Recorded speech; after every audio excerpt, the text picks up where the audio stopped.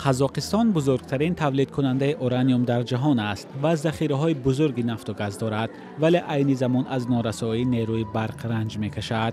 کمیسیون مرکزی انتخابات و رایپرسی گفت که در رایپرسی روز یکشنبه بیش از 71% مردم به طرفداری بنیاد نیروگاه اتمی رای دادند. در این رایپرسی تقریباً 64% مردم شرکت کردند.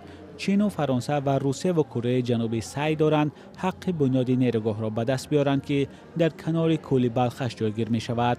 قاسم جمعت توقیف که سال 2019 رئیس جمهور انتخاب شد گفته است نیروگاه بزرگترین طرح در تاریخ قزاقستان صاحب استقلال می شود.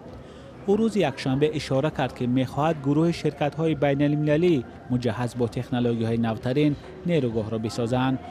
در جریان کارزار تبلیغاتی بیشتر از طرفداران بنیاد نیروگاه صدای بلندتر داشتند، ولی صدای مخالفان از هر راه فرو نشانده میشد. ده‌ها نفر را که به ضد ساخت نیروگاه اتمی صدا بلند می‌کردند در طول چند هفته اخیر مقامات انتظامی دستگیر کردند.